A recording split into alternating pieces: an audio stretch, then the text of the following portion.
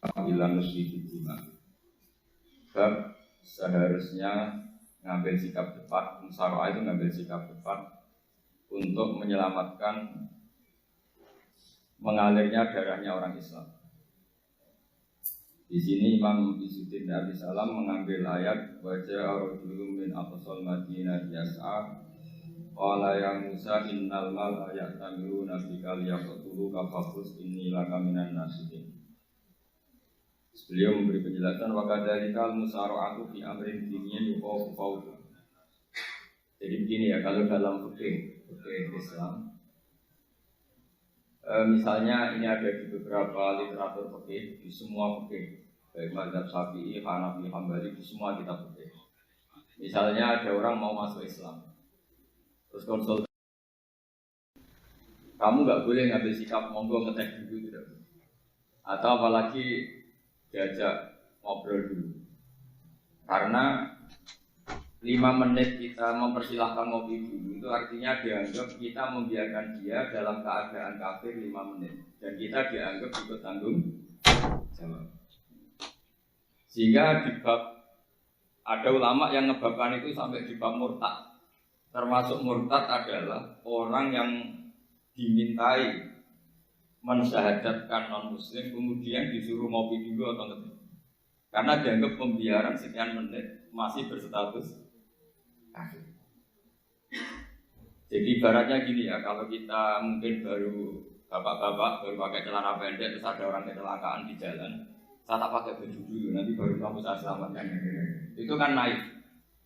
Kalau begitu saja naif, apalagi orang yang kafir kemudian pas mau minta disyahadatkan kita bilang monggo mandi-mandi dulu, ngetes-ngetes dulu. Berarti ada pembiaran sekian menit, dia masih berstatus. Artinya begini, kalau dia saat itu kok dimatikan oleh Israel berarti mati dalam status kafir. Dan kita ikut tanggung jawab karena harusnya bisa Islam andai kan kita mensyahadatkan saat itu juga. Jadi itu bab-bab yang dianggap ekstrim dalam kutubil fikih, bab-bab fikih.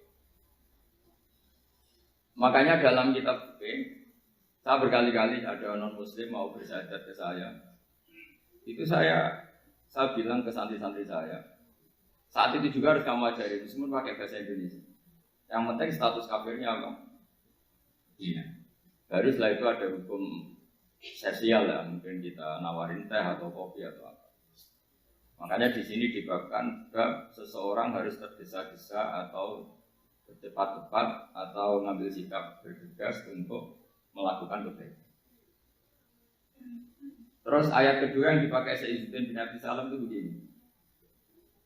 Ketika Allah mensifati orang munafik, status orang munafik itu apa? Wa idza qamu ila sholati qamu kusala. Mereka kalau dipanggil untuk sholat, dia berangkat tapi itu salah cara malas-malasan. Sehingga untuk menunjukkan kita loyal sama Allah, itu ya paling tidak ada sikap di atas rata-rata. Makanya ada sa'i, ya, lari-lari kecil, tawaf juga disunatkan ada lari-lari kecil. Disebut ar-romal itu lari-lari kecil untuk menunjukkan bahwa kita loyal sama Allah itu tidak sak kobri cara Jawa. Nah itu dibabkan sendiri. Jadi beda antara tergesa-gesa sama ekspresi serius. Jadi musyawarah itu ya kira-kira kan nggak mungkin lah kita dipanggil rektor atau kiai atau orang tua kita terus jalan leha-leha itu kan tidak mungkin. Apalagi ini yang manggil Allah Subhanahu wa ta'ala. Makanya dibabkan faslun fil musyawarah ila nusib ibina. Nah, contoh yang diambil di sini begini. Ketika ada debat terbuka antara Fir'aun dan Musa, saya ulang lagi, ada debat terbuka antara Musa dan Fir'aun. Kan Nabi Musa datang ke Fir'aun. Lalu kata Fir'aun, ini asal-usul ayat ini, saya terangkan sejarahnya. Kata Fir'aun, lalu kalau kamu nak nuhankan saya, Tuhan kamu siapa? Terus kata Musa, Rabbus samawati wal ardi, yang nuhani langit dan Fir'aun masih berkelit. Kalau Tuhan di bumi, setahu saya kemana-mana yang dituhankan saya, kata Fir'aun. Ma'alim tulakum min ilahi wairi. Terus Nabi Musa masih ngendikan, ya sudah Tuhan yang nuhani langit. Terus Fir'aun manggil Haman itu arsitekturnya Fir'aun. Ya Haman ibnili sorhal ali abdul asbab samawati fa'atoliya ila ilahi Musa. Haman bangunkan kami piramida yang tinggi. Saya ingin melihat Tuhannya Musa. Musa akhirnya mikir, karena kalaupun Fir'aun bisa naik ke langit, tetap tidak bisa melihat Tuhan. Kita tahu Tuhan tidak bisa dilihat, kita mungkin aja tidak lihat, apalagi Fir'aun, rivalnya. Akhirnya Musa ganti argumentasi, yaitu argumentasinya Musa, Rabbukum wa Rabbu abaikumul awwalin. Ini perlu diingat dan perlu saya sampaikan. Yang nuhani kamu dan yang menuhani leluhur kamu. Itu sangat memukul Fir'aun. Karena logikanya kalau Fir'aun itu Tuhan berarti babanya dulu tanpa Tuhan. Ini ada Tuhan terlambat. Jadi kalau Fir'aun Tuhan berarti bahnya tanpa Tuhan. Karena zaman era bahnya belum ada Tuhan. Karena perdebatan itu banyak penggawa Fir'aun yang mukmin. Wah ini Fir'aun nggak benar ini. Kalau dia Tuhan berarti babanya tanpa. Karena kalau iman itu akan diadili, akan dieksklusi, maka orang ini berstatus rajulun mu'minun min ali fir'aun yaktumu iman. Maka di Quran diterangkan wa qala rajulun mu'minun min ali fir'aun yaktumu iman. Ada seseorang yang iman tapi menyembunyikan iman. Lah orang ini selalu ikut rapat di rapat-rapat penting Fir'aun, termasuk rapat ketika Fir'aun dan para tentaranya memutuskan membunuh Musa. Karena dia ikut rapat dan eksekutornya besok disuruh menangkap Musa, orang ini malam itu juga nemuin Musa. Nemuin Musa, terus bilang innal mal ayat tamiru nabikal yakdulu ka Musa. Rapat tadi malam memutuskan kamu besok dibunuh, maka kamu harus bergegas meninggalkan Mesir. Nah, dari kesimpulan itu, dari cerita itu kemudian diambil secara hukum fikih bahwa untuk menyelamatkan darah harus sah, harus bergegas. Andai kan Musa itu kok sak kobre, sak sempate, maka keburu. Andai kan ini rojul ini tadi, orang tadi penasihat tadi, kok sak kobre ya, maka berarti Musa terlanjur tertang. Jadi itu pentingnya ulama ya. Jadi cerita yang linier, cerita yang seakan-akan cerita di tangan ulama tetap menjadi al-ahkam al-fiqhiyah, menjadi ketentuan-ketentuan apa? Oke. Jadi yang diambil di sini adalah lelaki tadi yang ikut rapat tadi bergegas menemui Musa, memberitahu kalau kamu besok mau dieksekusi, fakrus, maka kamu harus secepatnya keluar dari Mesir untuk menyelamatkan diri. Terus oleh Syaizuddin Abi Salam dibabkan bab harus tergesa-gesa menyelamatkan darahnya orang apa?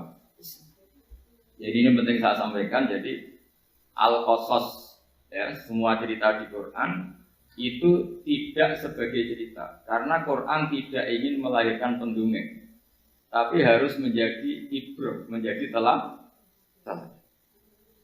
Jadi makanya terus di kitab-kitab ulumul Quran diterangkan al-qasas ya, beberapa cerita di Quran adalah semuanya menjadi ketentuan fikih. Saya ulang lagi ya, semua cerita yang ada di Quran itu menjadi ketentuan fikih, meskipun alurnya apa? Cerita. Kayak tadi kan alurnya cerita bahwa lelaki ini bergegas menemui Musa supaya Musa cepat keluar dari Mesir. Terus dibabkan babul musaroah ilan musibib. Saya teruskan ya. Wa kama laro'ai nama yaktulu musliman lau tabtu'u alaihi lakota lagu fal musaroah ila takrisihi min wajibatun.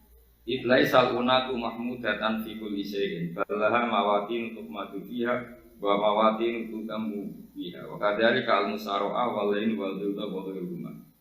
Nas'alullah aywafiqona lil amal bi taati fi mawaqiha wa madhaniha. Terus cara berpikir ulama, saya pernah baca dalam satu sejarah ulama besar namanya Sufyan Ats-Tsauri. Sufyan Ats-Tsauri itu menjadi wali itu gara-gara kalau sholat di masjid itu beliau datang sebelum adzan. Saya ulang lagi, beliau datang sebelum adzan. Ditanya, kenapa kalau kamu datang sebelum adzan? Saya ini gak ingin jadi hamba yang buruk. Hamba yang buruk atau pembantu yang buruk adalah setempe nunggu dipanggil. Misalnya kita tahu majikan kita pasti manggil jam 7. Kemudian jam 7 itu Anda masih ngopi, masih tata-tata, itu kan tidak menghormati majikan. Harusnya kamu setempe di jam yang saat itu pasti majikan Anda memanggil. Kata beliau, saya tidak ingin seperti pembantu yang buruk. Datang nunggu apa? Dipanggil. Jadi itu ada beberapa spirit ya, atau inspirasi dari aturan-aturan mahabbah. Sebab itu ketika Allah kritik orang munafik, wa idza qamu ila sholati qamu kusala, ketika dipanggil sholat mereka datang bermalas-malasan. Karena tidak ada cintanya sama Allah, maka datang berlambat-lambat. Nah, berarti kalau ekspresi cinta mengharuskan kita datang bercepat. Makanya dalam istilah lain di Quran ini termasuk balaghatul Quran. Di juz 25 itu istilah menuju Allah itu fafirru ilallah. Kita tahu firar itu maknanya lari apa jalan biasa. Lari. Jadi untuk mengekspresikan mahabbah kita, kangen kita pada Allah. Cara bahasa Arab, isyak kita, beruntung kita sama Allah, tidak diistilahkan jalan tapi fafirru ilallah. Harus bergegas bergerak. Begitu seterusnya. Maka kalau ada orang Islam terus ini konsekuensi hukum. Ada non Muslim minta, Pak Bah, saya tolong ajarkan syahadat. Nggak boleh saya bilang gini, monggo ke dalam dulu. Padahal perjalanan ke rumah saya misalnya setengah jam, nggak boleh. Saat itu meskipun sambil berdiri-diri harus kita tauhidkan. Kamu yakinnya Allah itu satu Tuhan Allah. Harus. Karena kalau ada perjalanan ke rumah 5 menit terus dia kecelakaan, belum syahadat, statusnya mati apa? Kafir. Dan kita ikut terlibat karena sebetulnya bisa mengislamkan saat itu juga. Analoginya kayak tadi loh. Orang kecelakaan di jalan karena kita pakai celana pendek, nonton sendiri ya, saya tak pakai baju itu. Habis itu dilides truk. Itu kan kita ikut salah karena kita yang punya kesempatan. Tentu yang disalahkan yang punya kesempatan. Karena merubah status dari potensi kelides truk menjadi sama sekali nggak potensi kelides truk dengan kita inggirkan meskipun kita dalam keadaan tidak ideal. Sama, orang kafir yang mau masuk Islam itu umumnya kiai-kiai kan kadang sebagian disuruh mandi dulu, itu salah. Itu salah sekali, sangat salah. Apalagi nunggu seremonial di masjid, nunggu tokoh-tokoh itu bujutnya salah. Itu gak cuma salah, bujutnya salah. Jadi salah yang akut. Itu salah besar. Kalau seremonial monggo, tapi kalau mengislamkannya harus saat. Apalagi seremonial nunggu lagi, nunggu tokoh terkenal, nunggu disyuting dulu, wah itu perilaku so itu bukan mengislamkan itu. Makanya kadang kita yang sebagai peneliti fikih itu kadang itu enggak serg gitu. Masa mau Islam nunggu di masjid dulu, di syuting dan tokoh-tokoh itu salah. Itu sama dia kamu lihat orang kecelakaan mau menyelamatkan ada wartawan enggak ada. Kita di syuting dulu sedang mati. Jadi kita normal saja dalam Islam, sesuatu yang mendesak, yang emergensi ya perlakuannya harus cepat. Sehingga dibabkan faslun fil musara'ah ila nusifid gitu. Jadi ada beberapa contoh di Quran memang aturannya seperti itu. Makanya semua redaksi Quran tentang menuju Allah diredaksikan fafirru. Makanya ditoa pada ekspresi romal jalan agak cepat. Di Sa'i juga ada momen-momen kita harus romal berjalan cepat. Di beberapa aturan juga seperti itu. Ya saya ulang lagi. Di beberapa aturan Islam juga seperti itu. Nah sekarang efek di hukum haji. Kita banyak baca literatur haji. Haji dalam aturan Islam itu wujuban tarofian, wajib yang tidak langsung mendesak. Kemudian semenjak ada fakta kita harus nunggu, daftar tunggu. Itu kita sebagai ahli fikih itu gampang. Misalnya gini. Saya umur 20 punya uang, sekarang berapa daftar? 25 juta ya. Saya umur 20 punya uang 25 juta. Saya jomblo ya butuh nikah, ya butuh macam-macam. Itu wajib daftar haji apa enggak? Karena kalaupun daftar nunggu 20 tahun. 20 tahun kan asumsi umum masih umur 40, masih hidup lah kira-kira. Nah sekarang kalau ada orang umur 50 tahun punya uang 25 juta. Menurut Anda wajib daftar saat itu apa enggak? Mau daftar saja bisa game gitu. Jadi kalau misalnya umur 50 ditambah 25 kan 75. Itu kalau orang sumpah sudah cepat mati itu. Maka itu menjadi pertanyaan, apakah fikih ini kita rubah? Karena dulu kan orang itu longgar semua. Karena haji zaman Nabi pun tidak langsung dilakukan saat pertama diwajibkannya haji. Jadi Nabi punya sisi unik. Pertama ada tahun diwajibkannya haji, Nabi tidak langsung haji. Sebab itu ulama berkesimpulan kalau wajibnya haji tidak langsung. Maka fikih itu memang unik. Sholat juga gitu. Ada istilah begini dalam sholat. Wa tajibu sholat ala kulli muslimin wujuban muwassa'an. Di semua kitab fikih takbirnya seperti itu, redaksinya. Wajib sholat dilakukan orang Islam wujuban muwassa'an, wajib yang ada longgarnya.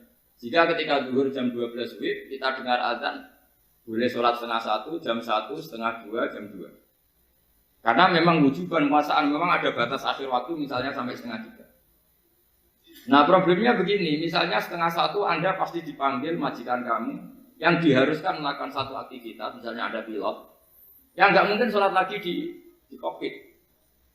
Apakah status wujuban puasaan wajib yang lugar menjadi hilang karena setelah itu tidak ada kesempatan lagi sholat?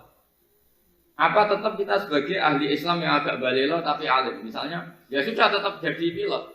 Nanti kan ada aturannya sendiri, ada rukhsahnya sendiri, ada kemurahan sendiri kita sudah jadi pilot. Misalnya sholat tanpa harus menghadap kiblat, sholat yang tetap di perjalanan. Kira-kira Anda kalau jadi ahli fikih pilih mana? Pilih harus sholat di depan, apa tetap memberi kelonggaran? Gak apa-apa sholat sambil apa?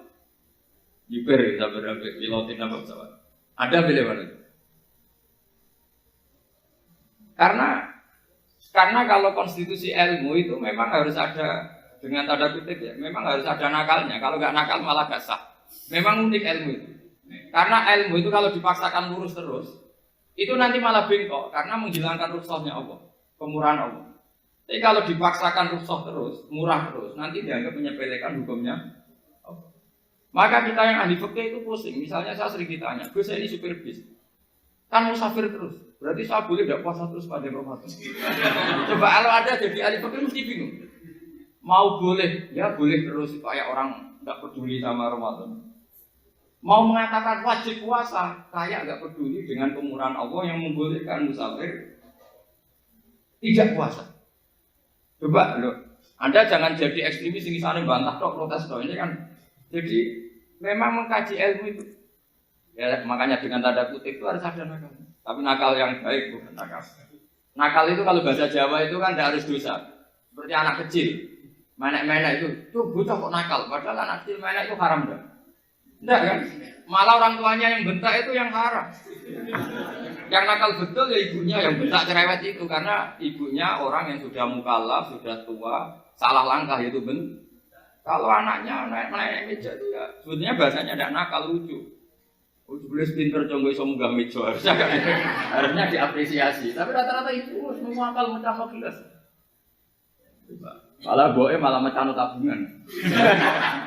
Bapaknya malah tukang nguras tabungan. Sebetulnya senakal-nakalnya anak kecil itu nakal orang tuanya itu pasti. Karena ini sudah kena kitab, sementara anak-anak belum kena. Saya pernah punya tamu karena di tradisi Kiai itu sering punya tamu. Bapak ibunya itu kultus sama Kiai, bentak anaknya disuruh salim sama saya. Anak kecil kan nggak mau jalan-jalan terus, marah. Tak marah orang tuanya tak marah. Yang dosa itu kamu bentak anak-anak. Kalau anak kecil itu karena diskon rufi al-qalamu an salasin di antara aturan Islam apa? Tidak ada keharusan bagi 3 orang. 1 anak kecil sampai balik, 2 orang tidur sampai bangun, 3 orang gila. Artinya anak kamu itu tidak kena kita untuk sopan sama kamu. Kamu yang kena kita harus sopan sama anak-anak. Nah ini ada Jawa itu kadang keliru. Jadi orang tua itu marah-marah memaksakan anaknya sopan. Padahal Allah memberi diskon anak kecil itu belum wajib sopan. Gak apa-apa ada tamu naik-naik itu. Asal masih anak kecil. Makanya Rasulullah ketika beliau sholat sujud itu Hasan Husain itu naik. Cara Jawa Nabi itu tidak tumpahan. Semua riwayat mengatakan Nabi itu diam saja, gak berani ngangkat. Sampai sahabat itu ada yang ngomong, ini Nabi sujud lama sekali ada apa? Jadi kita punya riwayat itu ya baru kayak sahabat yang agak nakal. Semuanya itu sujud, tapi bareng di atas rata-rata ada sahabat yang belakang ngomong. Siapa tuh ini sujudnya kok lama? Barokahnya itu ditemukan riwayat. Oh, ono putune. Karena Hasan itu naik di atas punggungnya apa? Nabi. Itu andikan tidak ada yang ngomong, riwayat ini tidak ditemukan. Barokahnya ada yang ngomong itu mungkin. Kalau sekarang mungkin semua masjid ngomong karena orang sekarang jarang yang khusyuk. Kalau dulu hanya satu yang di belakang. Setelah itu Nabi memberi penjelasan, saya tadi sebetulnya harus mengakhiri sujud saya sesuai aturan umum, tapi ada cucu saya tak biarkan sampai dia puas naik punggung saya, sehingga dia turun baru sana. Filosofinya apa begini? Anak kecil 1 tidak kena hitop, 2 jangan sampai sholat itu jadi problem. Kalau Nabi nyentak Hasan membentak. Kutu ono bae sholat kok diganggu. Maka sholat menjadi trauma. Gara-gara sholat bahasa bentak saya. Lama-lama anak ini trauma dengan sholat karena dianggap problem. Makanya saya termasuk kiai nggak berpendapat anak kecil nggak boleh di masjid. Sering kan anak kecil di masjid, ayo khutbah ramai. Saya termasuk setuju tetap boleh. Kalau dibentak di masjid, maka dia trauma dengan masjid. Mungkin ke masjid dibentak. Lagi pula kadang-kadang orang tuh gaya-gayaan kok. Wah, ramai orang khutbah, ramai nih. Padahal kalau nggak diramein anak-anak malah belum tidur. Kita kan nggak bisa menjamin kalau perilaku kita lebih baik gitu. Mendingan kan anak-anak main di masjid dibanding di karaoke kan. Jadi kan, nah ini maksudnya saya, ini fikih. Fikih itu wilayahnya, makanya jadi ahli fikih itu susah-susah gampang. Jadi kan jangan hanya berpikir protes dengan ketentuan fikih, mengkaji yang sebanyak-banyaknya itu tadi. Misalnya Anda seorang supir permanen, supir bis terutama, kalau truk kan bisa lihat-lihat, kalau bis kan apa ada deadline-nya ya waktu seperti bis jurusan Surabaya Semarang, saya kan sering naik bis jurusan Surabaya Semarang. Kadang-kadang supirnya melihat saya tanya, Gus saya ini supir, saya ini Ramadan itu gimana ya? Ya saya udah ngerti setengah nakal, senengnya dijawab rasa poso ya saya tahu ya. Tapi masalahnya secara fikih kalau kamu melanggar, kamu harus puasa terus. Kamu melanggar konstitusi ilmu, memang musafir punya diskon? Boleh? Tidak puasa. Pertanyaannya, bayarnya kapan? Awal ya nyupir lagi, jungkut ya nyupir lagi, nanti sampai Ramadan ya. Nah terus, ya pas kamu cuti, biasanya cutinya pas sakit, boleh diskon lagi karena sakit. Coba.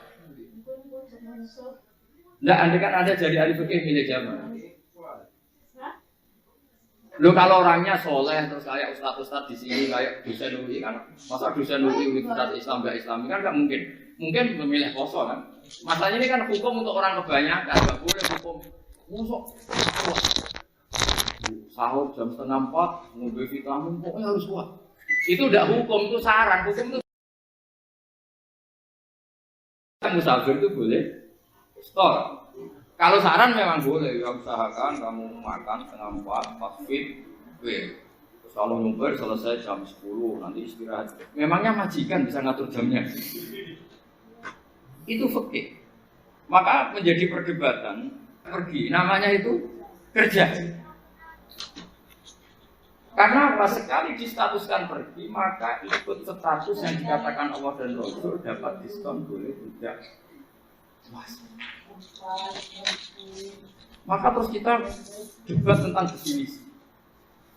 Iya sini dulu. Definisi ini penting karena yang menjadikan hukum itu definisi. Misalnya gini mbak ini ngaji saya.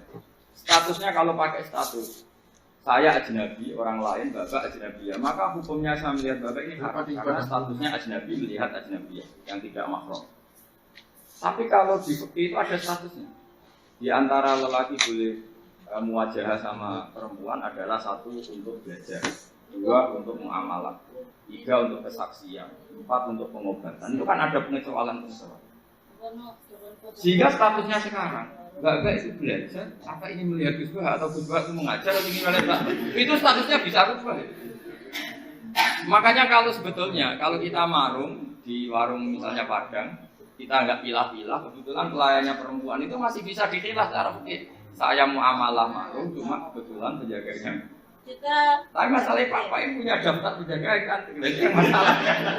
Maka pertanyaannya, marung ke situ demi marung, apa demi melihat? Tidak jawab saja. Demi marung apa demi melihat? Kalau demi marung sepakatnya penjaga yang sangar-sangar juga banyak. Akhirnya kalau demi makan, penjaga yang cowok kan. Kalau demi melihat, berarti yang dihitung kan niatnya. Berarti karena mau amalah apa karena melihat? Melihat. Itu status. Jadi makanya kalau mudi musafar itu namanya orang pergi atau orang kerja. Maka menurut pikirannya Imam Ahmad bin Hanbal seperti itu harus puasa. Karena dia adalah pekerja, bukan musafir. Lalu dalam masalah jumlah 3 hari. Kalau dalam fikih kita, nggak saya kenapa ngomong fikih terus ya, karena banyak yang melupakan fikih. Jenengan pergi haji. Zaman Nabi haji itu jamak dan qashar terus. Padahal hajinya Nabi itu, haji itu minimal kan berapa hari minimal itu? 9, 10, 11, 12. Sebenarnya haji itu minimal hanya 4 hari. Karena 13 Dzulhijjah bisa nafar apa?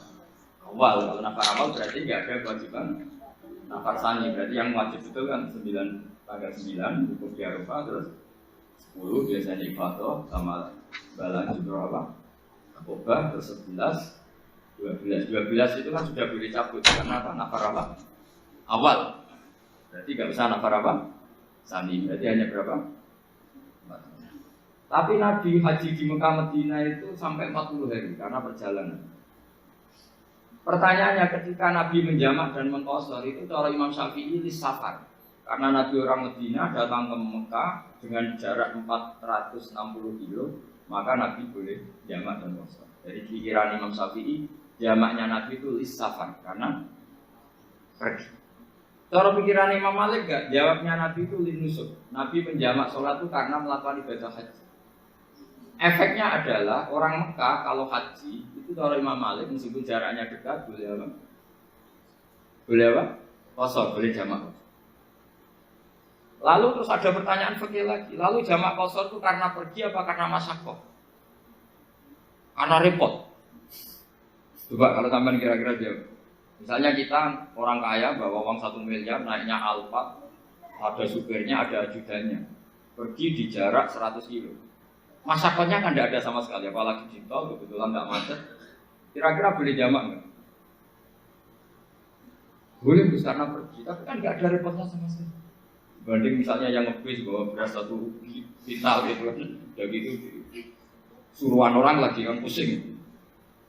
Maka fikih ini untuk memberi hukum itu kalau fikih itu menstatuskan dulu. Ini orang boleh jamak itu karena masyaqqah apa karena safar. Lalu kalau setelah karena safar itu karena jaraknya apa tingkat masyaqqahnya. Kalau karena jaraknya ya tidak juga. Tidak juga gini maksudnya. Mungkin Anda tidak pernah terpikir. Kalau saya mau ke Jakarta, kemudian sampai Purworejo itu sudah waktu zuhur. Saya boleh nggak zuhur di situ sama saya? Boleh kan? Padahal perjalanan saya belum capek. Hanya nunggu boleh jamak itu setelah kita menempuh jarak itu apa menuju, sedang menuju dan niat. Sedang menuju dan niat. Misalnya saya mau ke Jakarta, saya orang Sleman mau ke Jakarta, itu sampai mana itu Magelang itu sudah boleh jamak kan? Boleh nggak? Boleh karena saya mau ke. Nah pertanyaan secara fikih mungkin ada agak terlintas. Ternyata ditelepon sama istrinya agak jadi pergi. Padahal sholatnya kadung di jamak, zuhur dan asar. Apakah setelah di rumah sholat lagi? Sama nggak pernah mikir. Karena tidak nekuni fikih. Jadi orang fikih itu sudah pusing, makanya jangan diprotes terus. Kita ini sudah pusing. Lalu orang itu enak aja protes. Tidak menurut jenengan nanti wajib sholat lagi enggak?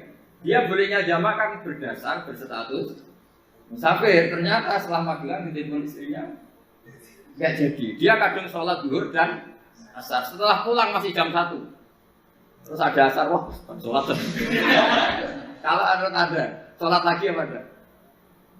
Jangan saran. Kalau saran, wah sebaiknya sholat lagi itu tidak hukum, itu saran itu namanya. Saran dengan hukum beda. Sholat lagi pada. Loh, beda. Ketika ada jaga itu berdasar malas atau berdasar hukum? Apa?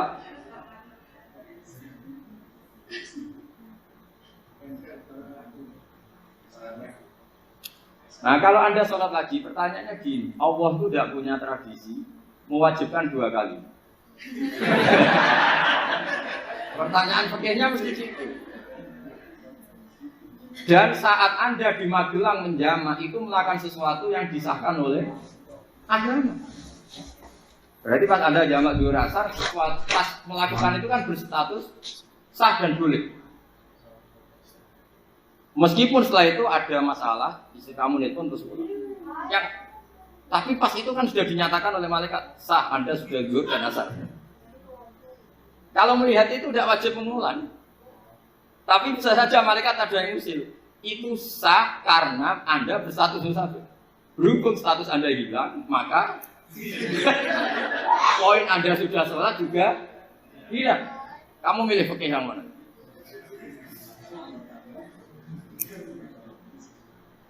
Jadi peneliti fikih itu beda dengan orang-orang yang mendengarin protes. Beda karena nekuni. Nekuni itu beda karena ada konsekuensinya. Makanya fikih itu sampai saya punya kitab fikih itu dikarang satu orang itu jumlahnya 20 jilid. Per jilid itu segini. Jadi satu meja ini dikarang satu orang. Itu mulai yang presisi, yang detail sampai yang khayal. Yang khayal juga ada. Yang khayal itu tadi beliau banyak menghayalkan diri. Suatu saat Anda datang ke Mekah itu hanya butuh waktu 20 menit. Zaman itu belum ada pesawat. Boleh gak jamak, boleh gak nakal. Nakal itu begini. Sampai orang kaya punya jet pribadi. Ada Ronaldo masuk Islam. Itu bisa gak puasa. Karena begini. Misalnya dia contohnya orang Arab. Jangan orang. Ya contohnya itu dibalik saja. Di sini itu kalau imsak jam berapa coba? Imsak Ramadan jam berapa? 3:30 aja biar aman ya. Kalau 3:30 kan masih imsak. Dia terbang ke Mekah. Jadi orang sini puasa jam 5 kan mulai puasa. Dia terbang ke Mekah kan masih malam. Nah, kan terus dia. Mekah mau ada matahari terbang lagi ke barat. Karena dia menghindari berstatus puasa. Atau sebaliknya, dia orang Mekah jam 12 puasa. 12 siang puasa. Dia, wah kalau 6 jam lagi buka, bisa berapa saya? Terbang ke Indonesia. Ke Indonesia terbang baru 1 jam, di sini sudah buka. Itu khayal, jadi ini ada khayal. Itu lama dulu, sebelum ada pesawat sedang mengkhayal gitu. Bolehkah orang yang di Masyriq ke Maghrib demi itu? Kalau Anda jadi Raja Salman, jam 1 kok sudah nggak kuat apa? Puasa, itu diberi saran terbang ke Indonesia. Itu kalau pakai jet kan nggak sampai 9 jam, 1 jam ke Jakarta. Sudah ada wow akbar. Bukan. Boleh enggak? Lo mau kamu enggak bilang, wah enggak boleh. Wong di Jakarta sudah guru bisa sih. Masa sudah matahari terbenam orangnya enggak boleh? Bukan. Lah ya. Apa? Kalau resikonya gini, sampean mungkin nggak mikir, resikonya gini, kalau dia berstatus musafir, bolehnya buka karena musafir, pertanyaannya dia wajib bayar. Kan musafir bolehnya kodok nanti harus bayar, tapi kalau dia buka normal kan nggak harus bayar, beda, efek-efeknya beda.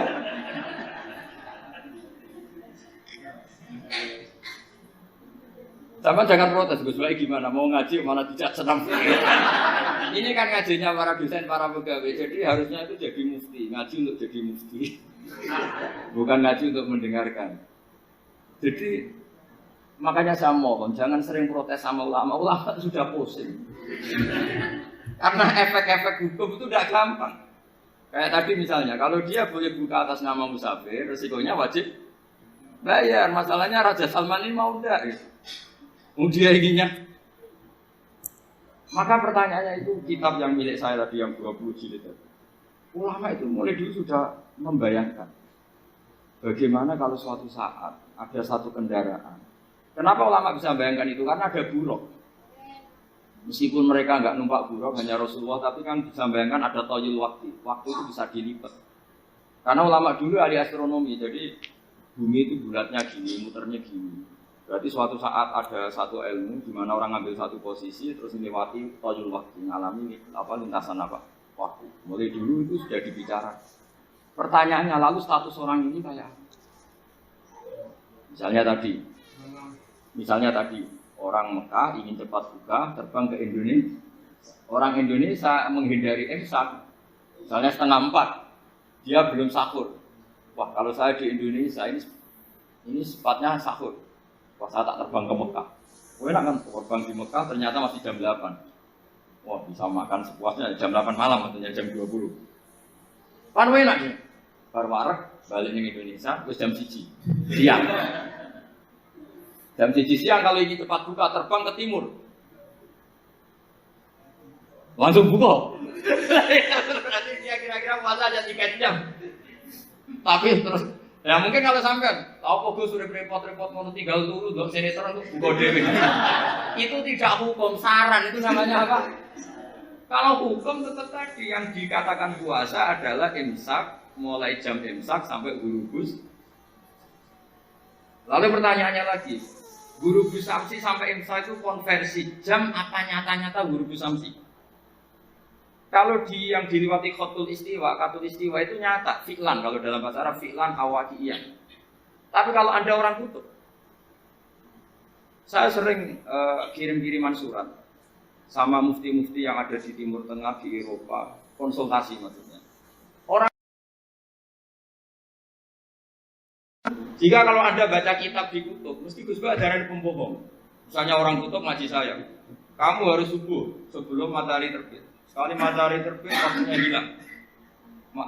Duhur setelah matahari agak ke barat. Asar kalau matahari terbenam, hilang waktunya. Terus kan mereka mesti bilang, mataharinya di mana? Maka pertanyaannya, boleh gak mengkonversi waktu untuk orang kutub? Jadi misalnya pola umum subuh jam 4:30. Berarti antara subuh dan qadha itu 1 jam setengah. Subuh sama zuhur polanya berapa berarti? Kalau 4:30 sampai jam 12 itu 6 sama 7:30. Berarti ya kira-kira habis subuh nunggu 7 jam setengah baru zuhur. Nunggu 3 jam baru asar. Nunggu 3 jam baru maghrib. Berarti waktu puasa kira-kira antara jam 4 sampai jam 6. Berarti berapa jam itu? 12 sama 2 14. Mikir lagi kan? Itu di Denmark itu ada satu musim di mana siang terus sampai sekian bulan. Siang terus sampai orang sana itu capek. Kenapa ada siang terus? Logikanya kan tadi bumi itu belajar juga belajar falak, belajar astronomi.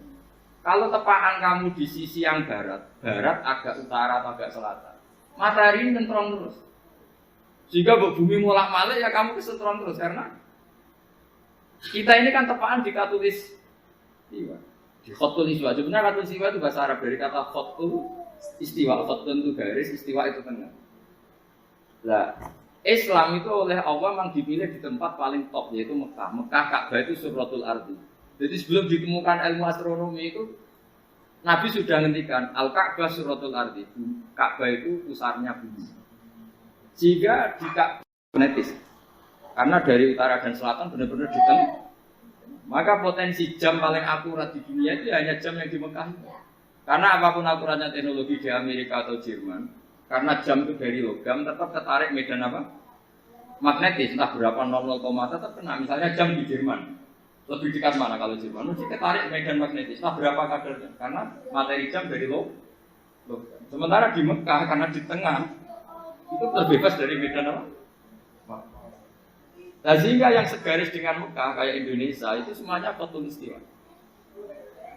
Nah kalau khotul istiwa normal itu artinya ya 12 siang secara umum ya 12. Sehingga ulama Indonesia kalau ngaji itu lebih gampang, lebih tidak dianggap bohong. Karena ya ada terbitnya matahari, ada zawalus samsi, ada wurubus samsi. Coba kalau kitab itu Anda baca di kutub utara sama kutub selatan, murid kamu bingung semua. Ini gimana Ustadz? Ada matahari kok semuanya diukur pakai matahari. Lalu pertanyaannya dikonversi kan? Pertanyaannya kalau dikonversi pakai apa ya? Asal 14 jam, apa harus sepakat dimulai jam berapa? Ini mana? Milih sepakat. Pertanyaannya kalau sepakat, ukurannya siapa yang jadi ahlul halli wal aqd?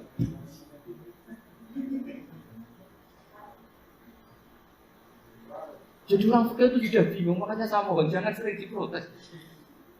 Saya pernah ketemu ulama, saya kan sering ikut komunitas di New York. Itu andekan dibur, itu pas persis Ka'bah. Buminya itu kalau dibur itu pas persis Ka'bah.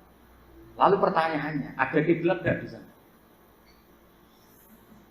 Ya bumi kan gini ya.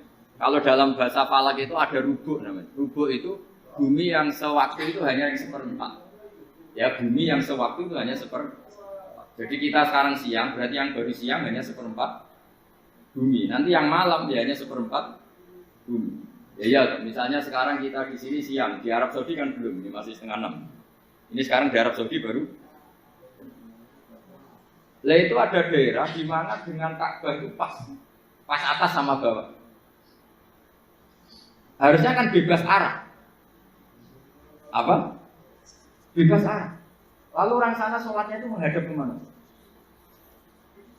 Pernah ulama New York itu minta fatwa ke Rabitatul Alam Al-Islami. Lalu kita harus menghadap kemana? Makanya dalam dunia anekdot ulama itu ada anekdot Abu Nawas itu orang yang nggak pernah kalah. Dia tuh terkenal nggak pernah kalah. Tapi dia ada ilmuwan. Dia punya tetangga ilmuwan, punya pengaruh besar. Semua orang ngaji ke ilmuwan itu. Mantelnya bukan main, karena dia ahli falak, ahli astronomi. Mau nandingi dia ada bisa, gak nandingi itu reputasinya jatuh.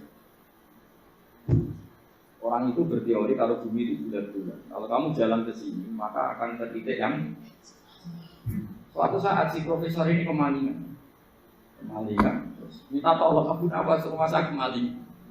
Terus lari kemana malingnya? Ke timur. Setelah ke timur, larinya ke timur. Abu Nawas lari ke barat. Lari ke barat. Terus ditanya, sudah tak bilang nih, malingnya lari ke timur, kok kamu lari ke barat? Nanti ketemu di titik yang sama. Sebenarnya itu profesornya mangkel. Oh kamu nyindir. Artinya Abu Nawas gak terima. Teori Anda itu gak bisa. Secara keilmuan benar, tapi secara faktual gak boleh. Berarti kalau ada orang ngejar istrinya lari ke timur, dia harus tetap ke barat. Nanti ketemu di titik yang sama. Jadi malingnya lari ke timur, Abu Nawas ngejar ke barat. Ketika kita tanya profesornya, saya bilangin malingnya tuh lari ke timur, kenapa ada ke barat? Kataan, kan nanti ketemu di titik sama, karena bumi bulat. Nah, pertanyaannya gini, lalu kalau yang segaris itu ada arah enggak? Kayak New York tadi. Menurut kamu tetap berkiblat apa enggak usah? Loh kalau yang rubuk jelas. Loh gitu, kalau rubuk begini loh, misalnya begini, kamu di sini sama sini kan masih ada arah, tapi kalau sini sama sini masih butuh kiblat. Lalu sama enggak usah protes, orang protes sudah pusing, enggak usah diprotes. Karena yang dipikir itu macam-macam. Nah ya makanya ini kan, ini mengkaji ya saya mohon. Ya kayak tadi ini mengkaji saya mohon saya cukupkan sekian sementing apa ya kita ada respeknya lah sama ulama. Jadi ulama itu susah, mikirnya susah, harus tanggung jawab di depan Allah, di dunia diprotes terus. Ya saya kira demikian. Assalamualaikum warahmatullahi wabarakatuh. Ya satu aja, ini waktunya. Atau dua, enggak apa-apa, dua aja. Terima kasih Ustaz Robin. Ke sesi selanjutnya yaitu teman-temannya jawab. Kami kasih waktu dua penanya. Dua penanya dan dua pertanyaan, kadang satu langsung tiga. Ya silakan Pak dan Pak Sus.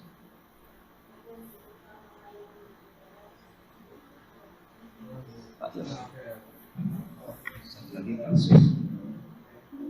Assalamualaikum warahmatullahi wabarakatuh. Pertanyaan saya singkat Gus, karena kami ini bergerak di bidang akademik. Kami itu banyak tergoda oleh kesombongan akademik. Nah ini gimana Gus? Karena bagaimanapun juga kita harus menjual apa yang sudah kita dapatkan.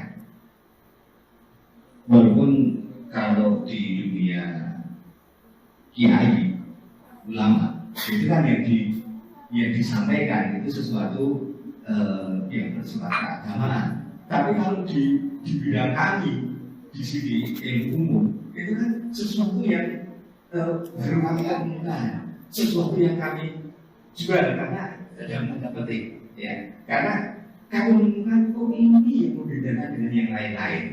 Tapi kalau ini seperti dalam salah satu kajian itu sudah ada orang yang sangat tawadu selalu kumpul, itu kapan orang lain tahu temuan kita? Kan begitu. Jadi gimana nih terus? Enaknya kita itu kalau kita sampaikan, kalau kita sampaikan bisa-bisa kita itu jadi riak, beberapa riak. Tapi kalau tidak, bagaimana orang lain tahu? Dan nanti salah-salah nanti bisa jadi sombong. Assalamualaikum warahmatullahi wabarakatuh. Nama saya Subianto, terus saya pernah punya kasus menemani orang di ICU sebelum tidur. Saya zikir la ilaha illallah beliau sehari. Kemudian saya keluar pas jam 1 saya ditegur oleh perawat untuk mentalkin karena katanya sudah sakratul maut. Karena saya baru bangun tidur, saya kaget kemudian saya minta izin ke toilet mau wudhu karena saya merasa bersin dulu itu tidak wudhu. Wudhu ternyata saya harus ke buang air kecil dulu sekitar 5 menit. 5 menit kembali saya wudhu terus datang dan meninggal.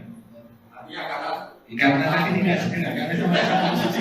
Itu gimana nih? Terima kasih. kacau semua.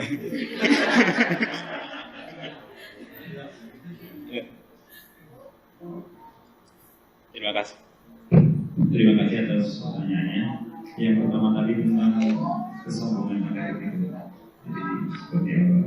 Yang kedua tentang kasus di rumah sakit, ya seperti yang gara-gara ke kamar mandi tadi. Iya. Silakan. Begini ya, jadi ini langsung saya jawab pakai referensi, pakai tag. Ini mungkin yang bawa kitab ikutnya halaman 293. Itu yang mungkin nanti bisa dikopi sama yang nggak punya tag. Yang nggak punya tag mengkopi sama yang punya. Di sini diantaranya itu ada bab faslun fi dzikri rajul manaqiba nafsi. Bab seseorang boleh menyebut kelebihannya sendiri. Asal niatnya tidak riya. Di sini dicontohkan, tadi Bapak siapa namanya? Pak Samsul ya.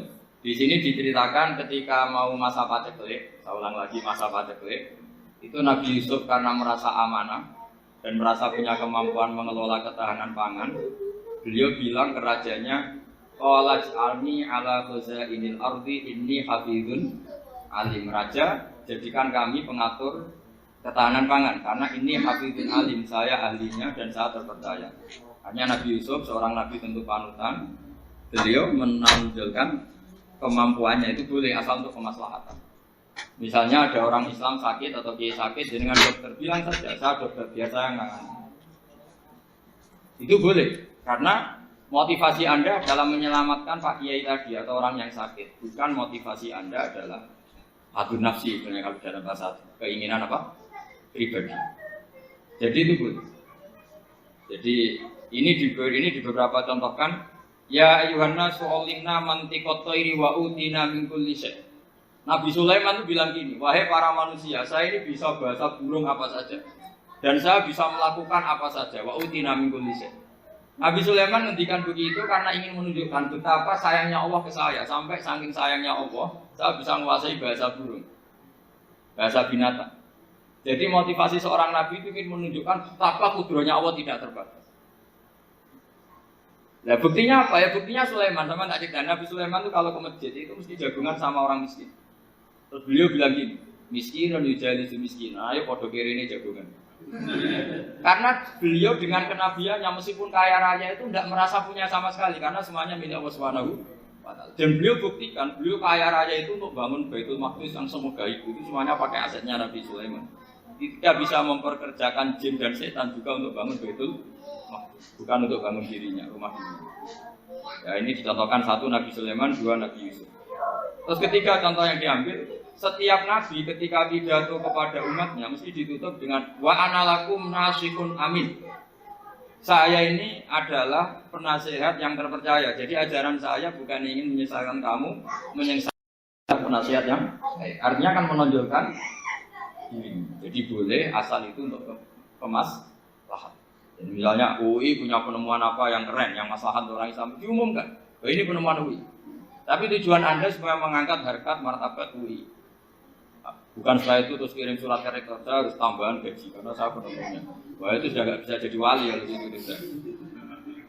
Tapi nanti rektornya yang ya agak tahu diri, masa penemu sama nggak penemu disamakan gitu.